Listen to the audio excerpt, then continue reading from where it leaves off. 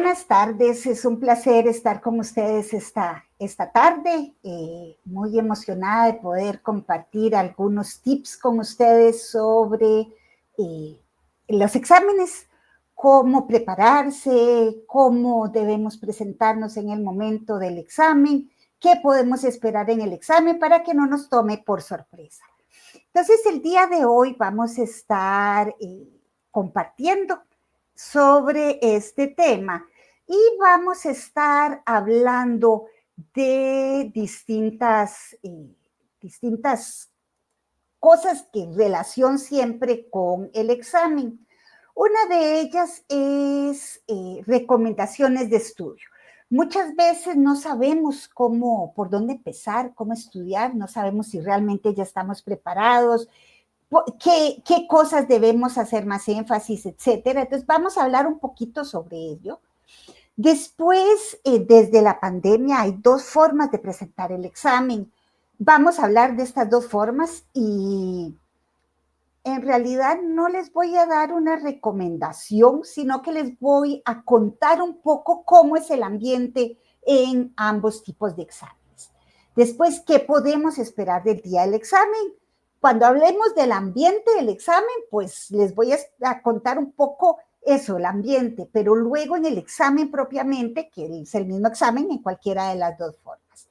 Y luego, bueno, algunas preguntas que eventualmente puedan tener, les invitamos a hacer comentarios o preguntas que vamos a estar contestando a lo largo de esta charla o al final, si ustedes tienen alguna pregunta, pues adelante, están invitados a hacerla abajo en los comentarios. Empecemos entonces con nuestro primer tema, en donde, ¿qué son las recomendaciones del estudio? Para estudiar, para que estemos claros y cómo vamos a estudiar, lo primero que yo les recomiendo es tener claro todo el temario.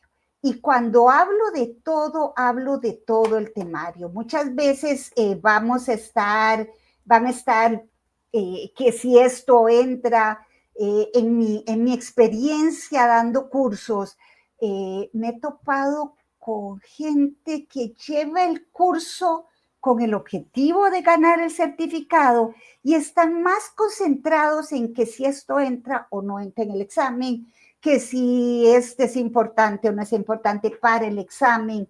En realidad, por lo menos en lo que son los cursos, todo es importante. Entonces es muy importante primero entender. Es el primer paso. Toda la materia, tenemos que entender toda la materia desde un punto de vista general. ¿A qué me refiero con esto? A que si tenemos una guía, podemos explicar esa materia. A eso me refiero con entender.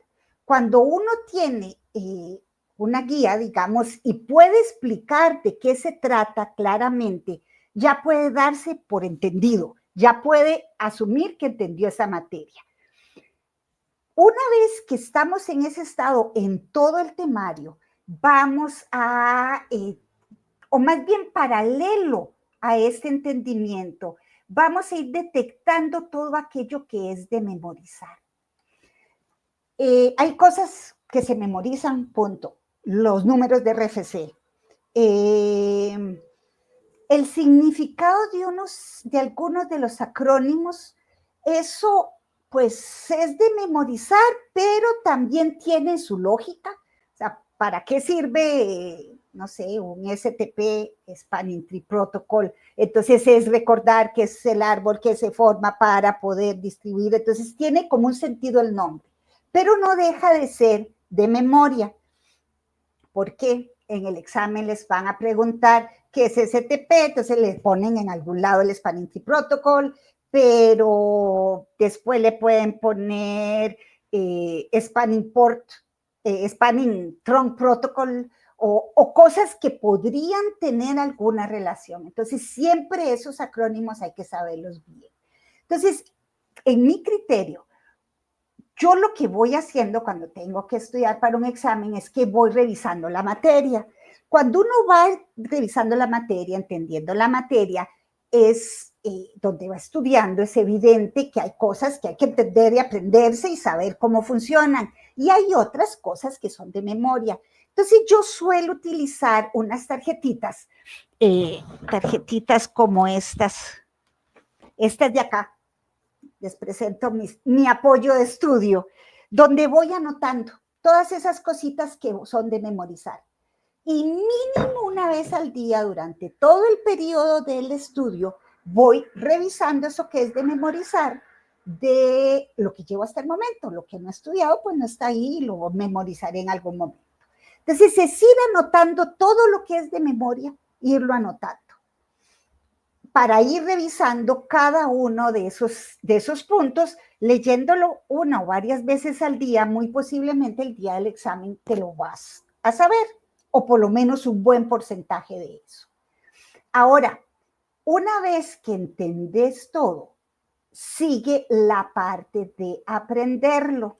Les decía que entender es poder explicar un tema con una guía. Tenés un diagrama, tenés una tabla, tenés un comando y entonces podés explicarlo. El aprenderlo es poder hacer eso, pero sin esa guía. De una vez te preguntan o querés explicar, nuevamente Spanning Tree, y entonces vas y podés contar sin tener nada, ninguna guía para contar de qué se trata, cómo es que se calcula, cómo es que se hace el árbol, cuáles son los elementos. Todo eso, poderlo explicar sin tener esa guía a la par. Eso es habérselo aprendido. Y es importante también que cada tema lo podás explicar de esa forma. Y después, algo importante o paralelo al mismo estudio, está la parte de la práctica. Aquí me refiero a laboratorios. Entonces es importante estar haciendo laboratorios porque, bueno, todo curso, todo examen de Cisco es teórico-práctico. Todo examen, todo Cisco conlleva una programación, una configuración, un probar, un estar haciendo troubleshooting. Todo lo requiere. Eso, la forma, si no tenés laboratorios, es prácticamente habérselo aprendido de memoria.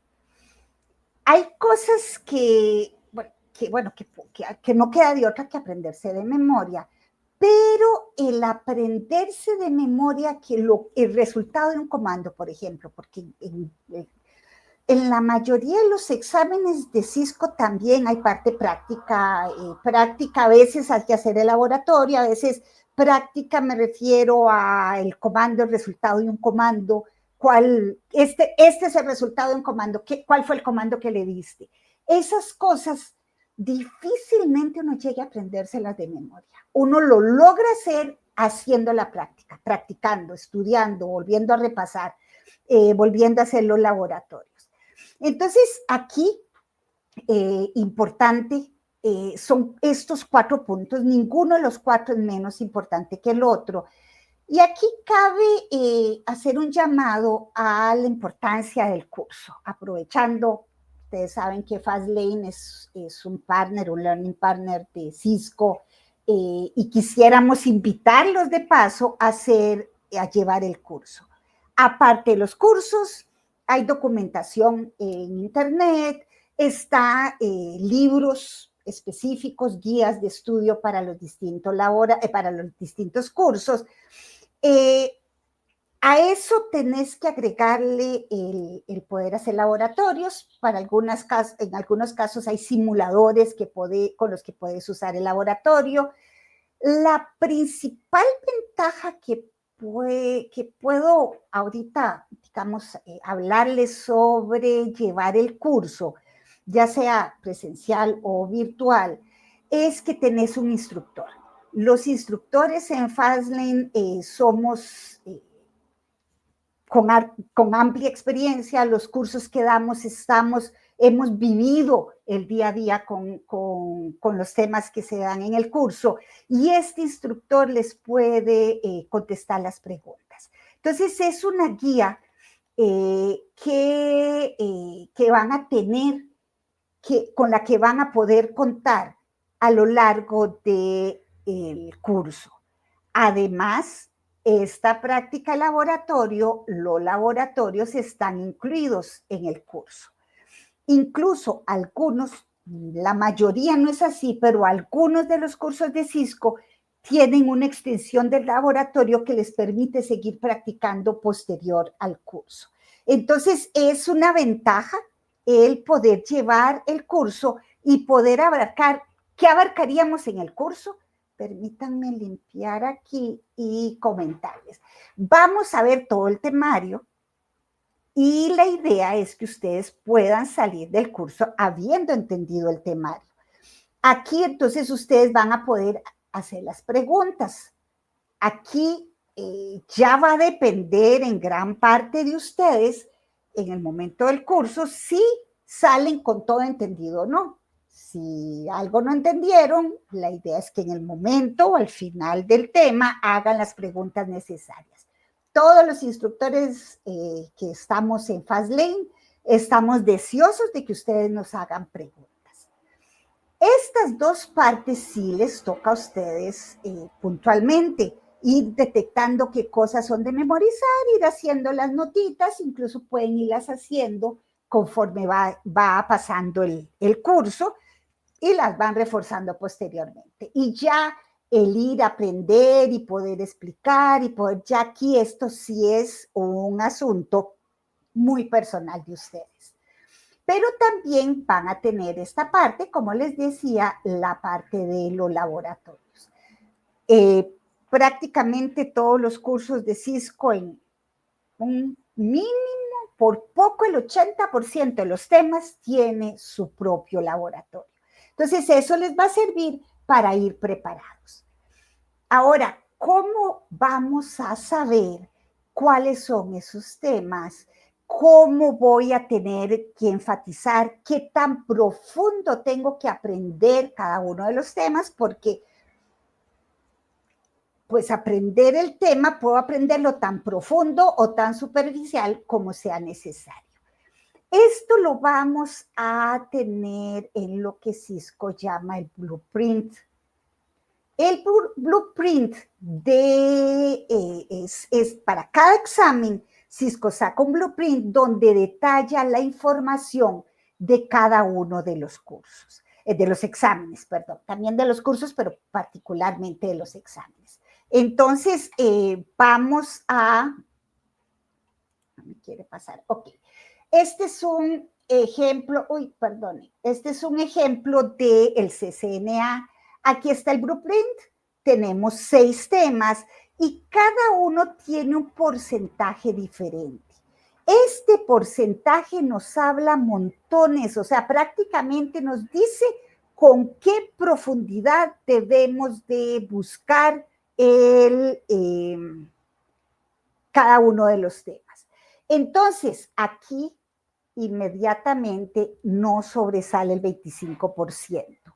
En el caso de Cisco, en el caso del CCNA, si lo vemos es bastante parejo todos, pero lo que es IP Connectivity es donde más tiempo debemos dedicarle porque es un cuarto del examen.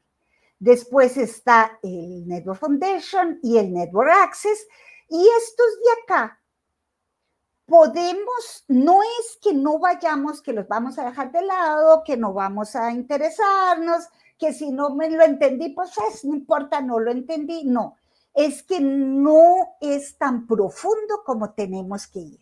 Por ejemplo, este de acá, el de automatización y programabilidad, este es solo un 10%. Entonces, tenemos que entender bien qué es la automatización, qué es la programabilidad, entender los protocolos que hay, tener un conocimiento de ellos, pero no llegar a la profundidad, por ejemplo, de tener que hacer programaciones de APIs, de poder hacer automatización con los equipos. Vamos a poder describir qué es un SDN, pero no necesariamente tener el detalle absoluto de los SDN de Cisco. Entonces, esa es la diferencia en las en el nivel de estudio que debemos tener. Entonces, ¿de dónde saqué yo eso? Aquí tenemos nuestro, el blueprint del CCNA. Aquí lo buscan con CCNA Blueprint o con el CCNA Exam Topics. Y vamos a ver aquí, lo que vieron es una copia de este pedacito de acá. Entonces, tenemos ya el primer vistazo general. Después, ¿qué significa cada uno de esos temas? Bueno, aquí vamos a ver y vamos a poder ampliarlo. Este, que es el 25%, es en lo que, a ver, más nos tenemos que concentrar, no por el hecho de que es en sí lo más importante, sino lo más profundo que tengo que llegar. Entonces vamos a tener todo lo que tiene que ver con ruteo, vamos a ver todo lo que son las decisiones de forwarding, todo lo que es la configuración y el IP versión 4, IP versión 6, el OSPF y la descripción de todo lo que son los HSRP. Esos serían los 5 temas en donde tenemos que tener un conocimiento profundo de cada uno de esos temas. Si nos vamos después, otros 2, que igual son profundos los temas, igual tenemos que pasar tiempo, entonces es el Network Foundation, en donde vamos a entender el rol de cada equipo, vamos a ir a entender la topología, la arquitectura que Cisco propone, cuáles son esas arquitecturas, cuáles son sus ventajas, cómo podemos trabajar en ellas. Después vamos a ver todo lo que tiene que ver con la parte física, los protocolos, por ejemplo, el Ethernet, que capa 2 es el que más énfasis se le da en el CCNA. Entonces, cómo son los cableados, cómo es el cableado UTP, cómo es el cableado de fibra, cómo funciona ese cableado, toda la parte del duplex, la parte de los protocolos de capa 4, de PITCP, aquí la parte del direccionamiento y el subneteo, esa es una parte muy básica, no solo para el examen, que está en la parte importante, sino que es base para todo lo que vimos anteriormente del ruteo, la parte de entender IP versión 4, IP versión 6, todo eso. Aquí estamos ya los tipos de redes, todo lo que las bases, si lo ven, son 13 temas, son mucho más temas, pero son temas más de fundamentos. Estos temas de fundamentos, como son fundamentos, tenemos que tenerlos muy claros. Tenemos que saber exactamente distinguir, por ejemplo, aquí, cómo es que aprende un switch las direcciones MAC. ¿Qué pasa si llega una trama, un switch por una interfase y el switch no tiene la MAC destino en su tabla de MAC? Esos detalles es importante tenerlos claros. Y yo he notado a lo largo de los años que en estos temas hay información que por alguna razón se ha aprendido ligeramente errónea. Entonces es importante ir al detalle, no asumir que se sabe, sino verificar que lo que uno sabe es lo correcto. Ese es otro tip importante. Y después, para todo lo que es acceso de red, aquí vamos a ver lo que son las VLAN, las troncales, el CDP o el LLDP, todo lo que es el Interchannel, el Spanning Tree que nombramos hace un rato. La parte de wireless está bastante robusta en lo que es el CCNA. Aquí es parte del wireless también, los protocolos de autenticación, el AAA, y un poco cómo es que vamos a interpretar o ver la parte gráfica a nivel de la configuración de las wireless LAN. Y finalmente, como decíamos, bueno, tenemos otro, la parte seguridad importante, donde vamos a ver listas de acceso, todos los GAR, esta parte de cuidar capa 2, esa es, digamos que ya empieza a ser menos profundo lo que tenemos que verlo, pero sigue siendo importante. Y dejando ya los servicios IP, como el NAT, el DHCP, el SYSLOC y la parte de programabilidad un poco más superficial. Como les digo, no es que los vamos a dejar de lado, es el nivel de profundidad en el que vamos a ingresar. Entonces, esta es la parte de cómo prepararnos. ¿Cómo vamos a ver un poco, volviendo, aquí tenemos el ENCOR también, que es otro de los exámenes más buscados. Aquí el ENCOR sí vemos una diferencia mucho más marcada en este 30% respecto al resto de la red. Entonces, todo lo que tiene que ver con infraestructura es lo que tenemos que ir mucho más profundo. Hay temas que en el CCNA y en el ENCOR se repiten. Por ejemplo, estos de capa 2, la parte capa 3, que hay OSPF en ambos. Se espera mayor profundidad en el ENCOR que en el CCNA. Y además, bueno, toda la parte de infraestructura que es muchísimo más profunda a nivel del ENCOR. Y si lo ven, el segundo, voy a disminuir aquí para ver, el segundo ahora es seguridad. En el CCNA, seguridad está un poco más, digamos, entre los que menos profundo había que ir. Ahora aquí vamos a ir en el ENCOR mucho más seguros, incluyendo algunas características, digamos, a nivel de wireless, es mucho más profundo lo que se estudia a nivel de seguridad.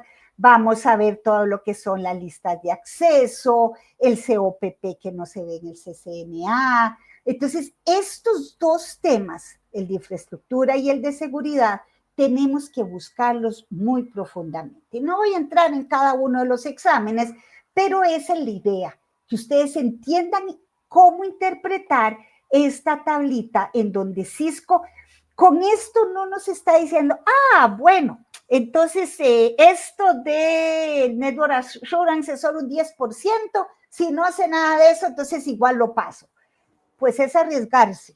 Primero porque si lo ven, aquí abajo el comentario que dice es que son tópicos que más o menos es así. Puede que en un examen tenga más del 10% de assurance. Y después, para que eso sea cierto, prácticamente tienen que tener un 100 en el resto, lo cual es arriesgarse mucho. En realidad, la idea es interpretarlos del nivel de profundidad en el que tenemos que aprenderlo.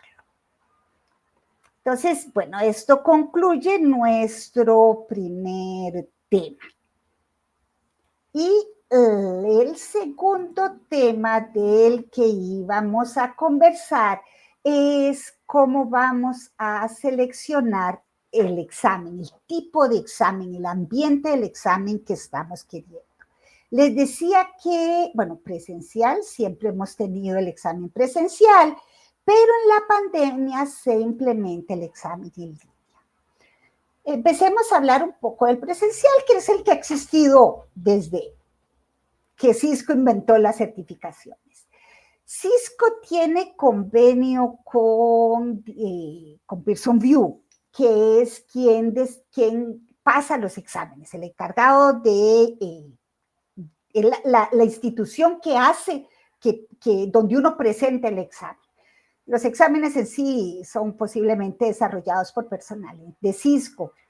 Estos exámenes, sin importar cuál de los dos tipos se escojan, son exámenes en línea, uno va contestando, es respuesta definitiva, uno no puede devolverse a preguntas anteriores, y uno, bueno, va con el examen, va contestando y al final del examen te da el resultado de una vez. De una vez, no sé.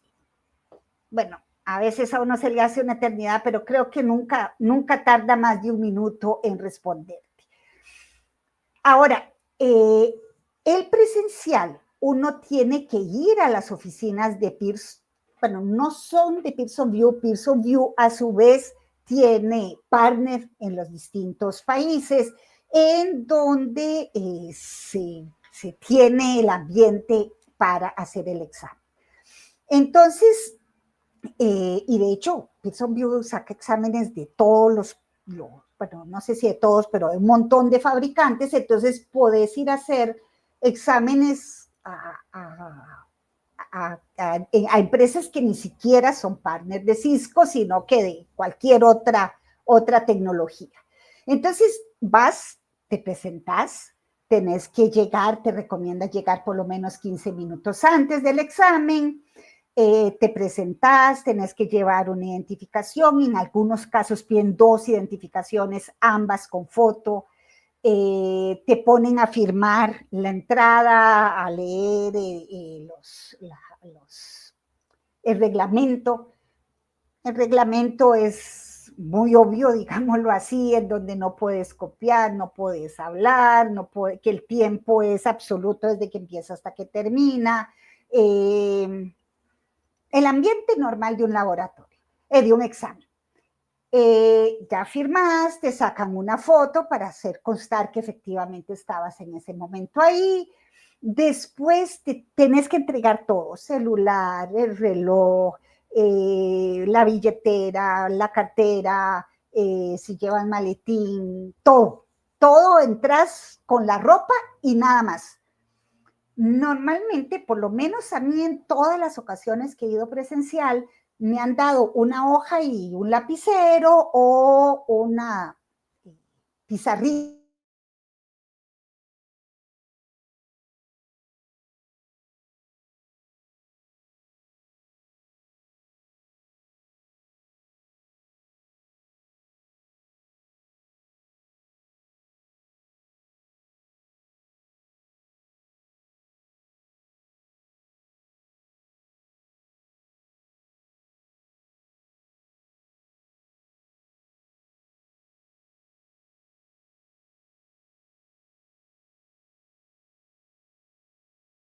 Sitios donde uno puede hacerlo y todos ellos tienen salas con varias computadoras, algunas con varias filas de computadoras. Podés tener, a mí nunca me ha tocado hasta ahora que esté lleno, completamente lleno, entonces uno puede más o menos escoger el lugar. Si está lleno, te van a sentar en el lugar en el que está. Puede que la persona que esté a la par esté haciendo cosas de examen de cualquier otra tecnología, o tal vez también de Cisco. Yo me imaginaría que ellos procuran no tener el mismo examen en 2 personas que estén sentadas a la par, pero o sea, es un ambiente donde no estás solo, donde hay más gente. Deberías de tener consideración y no hacer ruido, y uno esperaría que el resto también tenga esa consideración. Hasta el momento, personalmente, no he tenido problemas de que alguno se ponga a hacer ruidos o cosas raras como para que lo distraiga uno. Si uno oye los teclados de otra gente, a veces están como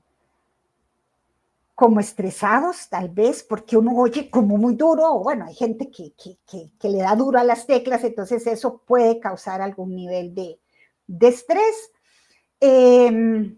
Bueno, entras al lugar, la persona llega, abre, da su clave, empieza, busca entre la lista que seas vos, le da clic y ya te deja el examen con una encuesta. Lo primero que hay es una encuesta en donde te pregunta qué tan lejos vivís, cuánto duraste en llegar al centro, cuánto tiempo estudiaste, cosas estadísticas para que ellos lleven sus estadísticas. Después de eso, te pasan el agreement en donde no vas a distribuir, a divulgar las preguntas, que es penado por, si distribuyes preguntas, etcétera. Ya lo aceptas y ya te aparece la pantalla para iniciar el examen. Hasta ahí no ha sido contado el tiempo. Le das clic para iniciar y entonces ya ahí sí, desde el clic empieza a bajar el tiempo. ¿Cuánto tiempo se tienen los exámenes? En la mayoría de los exámenes de Cisco son 2 horas, 120 minutos. Pero cuando se hace el examen en Latinoamérica, como el examen uno escoge o japonés o inglés, pocos creo que escogerán el japonés, como el examen es en inglés, ya por defecto, por lo menos hasta el último examen que hice, le agregan a uno media hora más. O sea, en realidad tenemos 2 horas y media. Esa media hora más es por inglés de segunda lengua. Hace muchos años uno tenía la opción de pedir esa media hora más. Me imagino que Cisco vio que todo el mundo lo pedía y entonces ya dio por defecto que todos los exámenes que se hacen en Latinoamérica le agregan esa media hora más por el inglés de segunda lengua. Cantidad de preguntas varía de examen a examen. Incluso el mismo examen puede tener distintas cantidades de preguntas. No sé, 60, 70, 63, 59, pero andan un rango parecido. Entonces, bueno, empezadas, haces todo el examen, como les decía, no pueden devolverse, no, y al final les va a dar el resultado. Una vez que ya terminan, bueno, en el sitio hay camaritas, te están vigilando, si ocupas algo, levantas la mano y la persona que está vigilando llegaría a atenderte.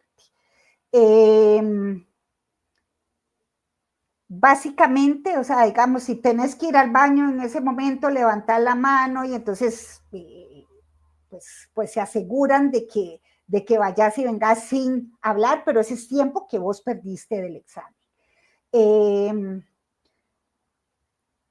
En realidad ahí estás, podés hacer, podés escribir, podés, lo que no puedes hacer ruido por consideración al resto de compañeros y bueno, obviamente tampoco hablar. Ese es, bueno, cuando terminas, ya le das terminar, podés quedarte. Yo personalmente siempre me quedo ese minutito mientras piensa y da el resultado. Ya con el resultado salís y en recepción te imprimen tu resultado, firmas la salida y ya te vas para la casa con el resultado del examen. Ese es el presencial. El en línea, de alguna forma, Pearson VUE tiene que asegurarse de que no estás haciendo un examen a libro abierto.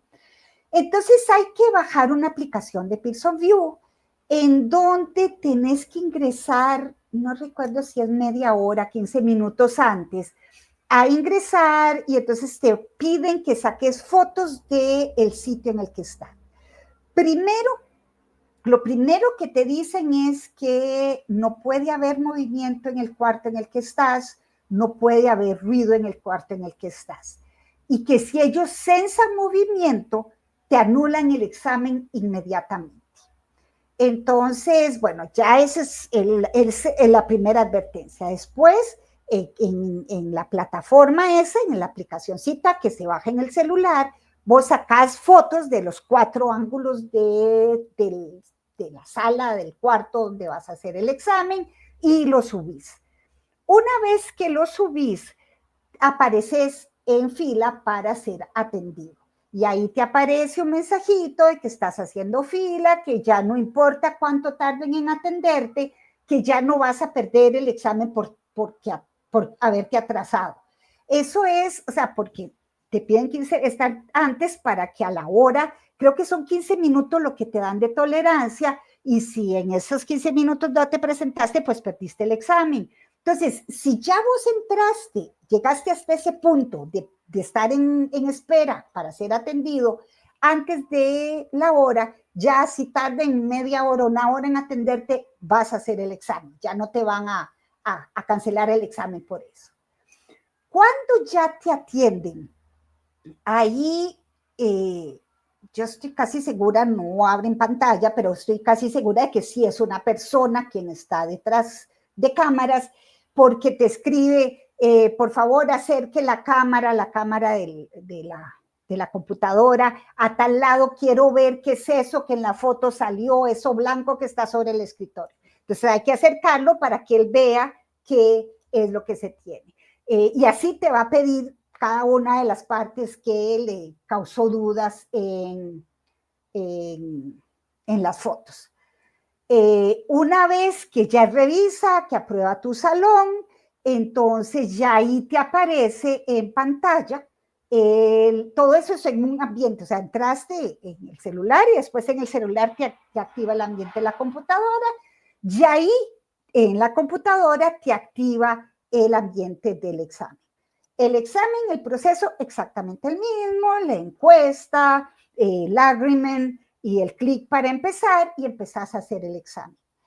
A partir de ese momento, ya no es una persona quien está detrás de la cámara, sino que es inteligencia artificial viendo y sensando qué es lo que está pasando en el ambiente. Entonces, para mí ese es uno de los principales problemas. El otro problema es que no puedo tener la hoja a la par porque si se tiene una hoja no te permiten hacer el examen, te piden que la quites. Entonces no puedes tener esa hojita que te dan en el ambiente presencial.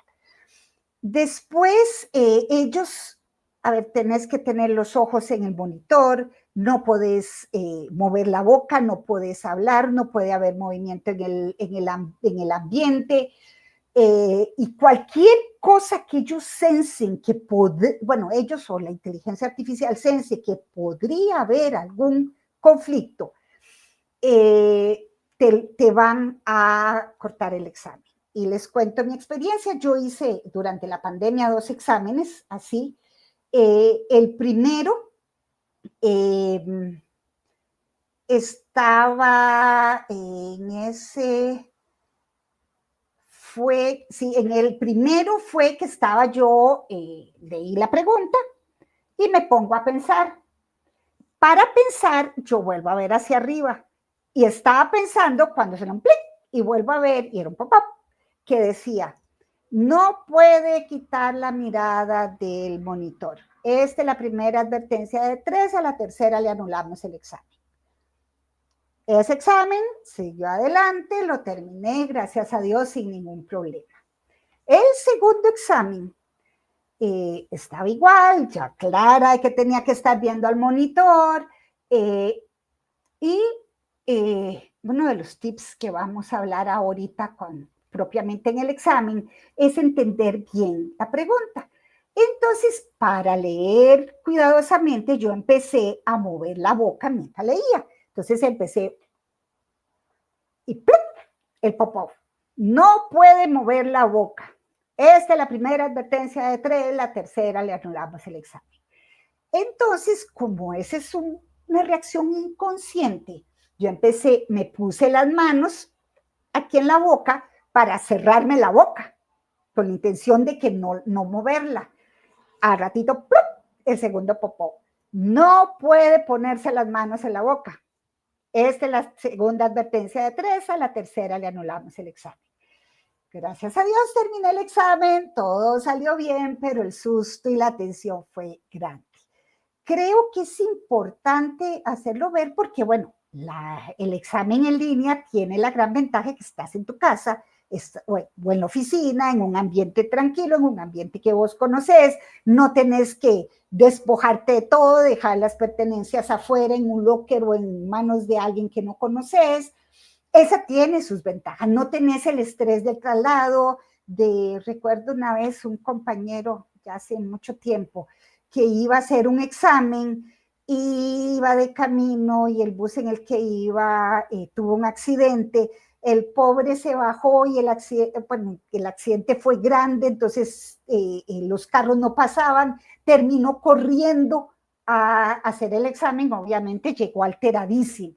Entonces todo eso te lo ahorras cuando haces un examen en línea. Pero si lo van a hacer en línea, es importante que tengan claro que detrás hay una inteligencia artificial que no tiene tanta inteligencia como el ser humano. Obviamente, si uno está pensando y ya te han revisado la sala en donde no hay información en el techo, pues un humano te lo dejaría más tolerable. Pero entonces hay que tener mucho cuidado en ese sentido. ¿Cuál es el mejor? Ambos tienen sus ventajas y sus desventajas. Cada quien escoge el que mejor se adapte a su forma de ser, a su estrés, al sentirse mejor en un ambiente o en otro.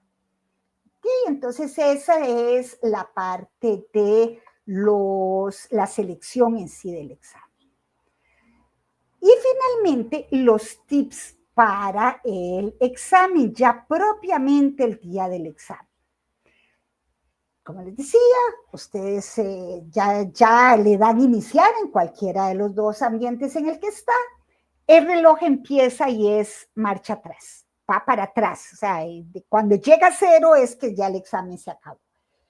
Es importante leer completamente cada pregunta. Como les decía, la respuesta es definitiva. Ustedes respondieron, le dan next, y si le dan next y en ese momento se acordaron y la respuesta fue mala, se quedó mala. No se pueden devolver a corregir una pregunta. Entonces, es importante leerla bien, entender bien qué es lo que les están diciendo. Hay veces donde la pregunta está en negativo. ¿Cuál de las siguientes frases no es correcta?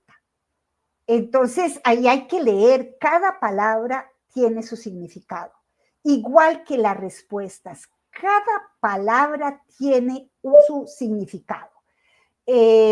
Vamos entonces a buscar el entender bien qué nos están preguntando y además leer cada respuesta.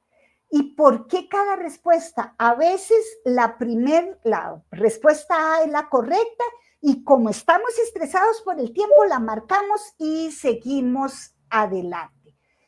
Y eso no siempre es lo correcto. Nunca marquemos y demos por buena una pregunta sin haber leído las siguientes. Porque Cisco lo que nos pide es la mejor respuesta, no necesariamente una respuesta correcta, sino la mejor respuesta. Y a veces está, digamos, en el A una respuesta que es correcta, pero ahí en la D, que normalmente son cuatro respuestas, en la D hay una más correcta, que tiene un comentario más, una palabra más, una frase más, que la hace todavía más precisa que la anterior. Entonces es muy importante, por eso es que tenemos que leer la pregunta completa, entender el detalle que nos están preguntando y leer cada respuesta hasta la última antes de decir, perfecto, esta es y estoy segura. Entonces eso es sumamente importante, leer y nunca dejarnos llevar por la primera respuesta que nos pareció correcta, porque aunque podemos tener razón, una más correcta podría ser la que Cisco espera de nosotros. La otra es que vamos a tener preguntas, digamos, son 60 preguntas. Cuando iniciamos el examen, acá está en la pura esquina está el reloj en cuenta regresiva y está cuántas preguntas, de cuántas hemos hecho. Entonces empieza una de 60, por ejemplo, si son 60 preguntas. Entonces, si son 60 preguntas y tenemos 150 minutos, son 2 minutos y medio por pregunta y podemos ir tranquilos y leer y volver a leer y volver a leer y repasar. Eso puede ser peligroso porque en estas 60, el laboratorio es una de ellas.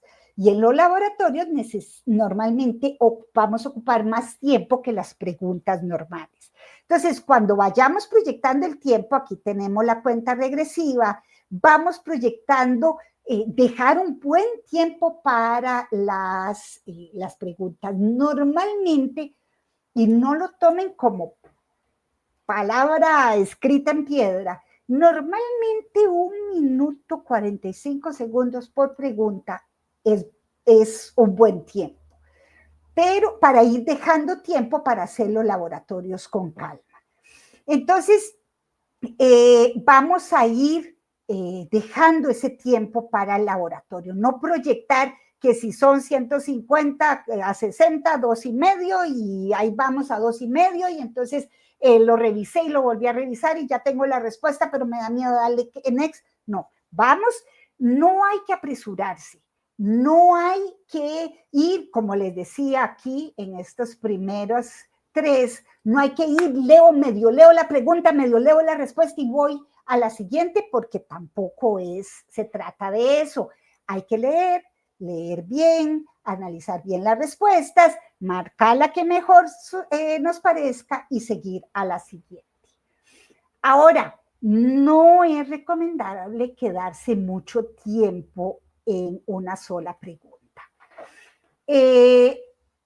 Porque, a ver, cuando tenemos la pregunta, generalmente o sabemos o no sabemos. Si sabemos de lo que nos están hablando, si tenemos la respuesta, es bueno. A mí me gusta, cuando estoy haciendo el examen, me gusta leer la pregunta y antes de empezar a leer las respuestas, pensar cuál es la respuesta correcta. De esa forma no me dejo influenciar por las respuestas que me dan en el examen. Entonces, leo la pregunta, pienso en la respuesta correcta y de las 4 busco la que más coincide con esa respuesta correcta. Cuando estamos así de claros con una pregunta, esa es la mejor forma. Cuando tengo dudas, cuando no sé realmente, leo la pregunta, sé de lo que me están hablando, entiendo lo que me están diciendo, pero tengo dudas si era A o era B, cuál era negro o era gris, si hay algún detallito que se me está escapando. Nuevamente, leamos todas las respuestas. Generalmente, casi siempre, de las 4 respuestas, hay una que no tiene nada que ver del tema. Entonces, si sabemos de lo que nos están hablando y lo que pasa es que tenemos dudas, de las 4 ya hay una que podemos descartar. Y de las mínimo una. ¿Qué tanto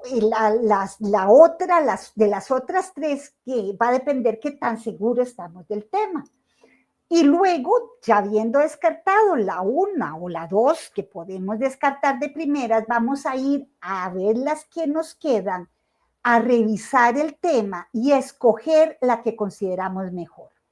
Pero no quedarnos ahí 5 minutos y es que era blanco, y si yo digo blanco y en realidad era gris, y no, y es que gris era, pero es que era gris, pero era gris clarito, tal vez eso pasa por blanco, y empezamos a darle vuelta, el reloj sigue dando vuelta también y sigue dando vuelta, y ahí vamos a perder mucho tiempo. Entonces, si tenemos duda, si sabemos de lo que nos están hablando y tenemos una noción de la respuesta, dediquémosle un poquito más a esa pregunta. Primero descartando lo que nada tiene que ver y luego analizando, tratando de recordar los detalles para escoger la mejor entre ellas. Pero no quedarnos 5 minutos en una misma respuesta, sino que analizándolo y seguir adelante. Ahora, si no sabemos de lo que nos están hablando, si no tenemos la menor idea de cuál es la respuesta correcta, escoja una y siga adelante. Porque si no sabemos, van a perder, pueden quedarse las 2 horas en esa pregunta, que si no saben, no van a saber en 2 horas, por más que lo piensen. Entonces, si del todo no saben, marquen y sigan adelante para que aprovechen mejor el tiempo en aquellas preguntas que sí van a tener la respuesta. Ahora, a nivel de los laboratorios, ¿qué tipos de laboratorios tiene Cisco? En algunos casos es como un simulador en donde tiene a la izquierda las preguntas, los pasos del laboratorio y les hacen preguntas. ¿Cuál es? Configure esto y qué les da con el comando show tal. o con esta configuración, ¿cuál es no sé, la métrica de tal ruta? Y entonces ustedes hacen el laboratorio y responden preguntas sobre el resultado del laboratorio. Ese es uno de los posibles laboratorios. La otra es que les dan un simulador, ya el laboratorio configurado, y ustedes les hacen preguntas del laboratorio. Ustedes generalmente son preguntas que van a poder responder con el comando show. Y las otras que no son exactamente laboratorio, es lo que les comentaba antes, que les dan el resultado de un comando y les preguntan cuál comando se ejecutó para tener ese resultado.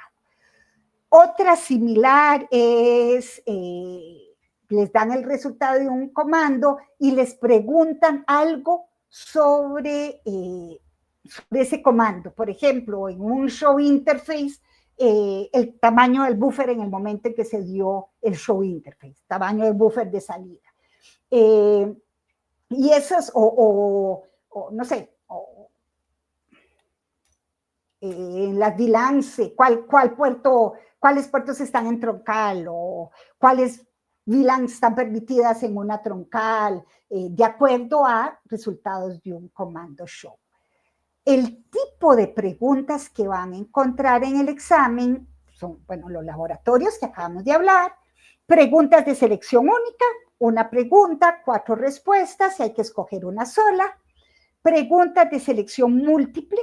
En selección múltiple normalmente es una pregunta, 4 respuestas y hay que escoger 2. Pero ese sí puede variar, donde te dan más respuestas y tenés que escoger más posibles respuestas correctas. Y la otra es el drag and drop. Y en algunos exámenes, pero ya hace tiempos que no lo veo, es de ligar, pero esa la han sustituido más por drag and drop.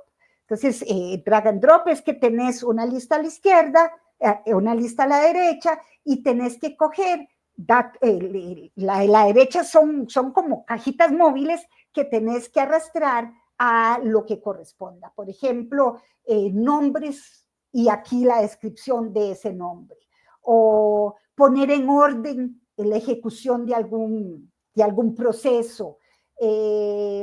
Esas que son, entonces, que tenés que ordenar.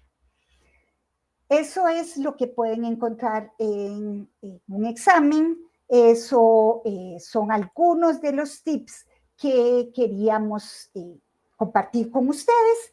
Les agradecemos la atención, los invitamos a sus comentarios abajo y estaremos en contacto. Esperen en cualquier momento nuevos webinars como este. Muchísimas gracias.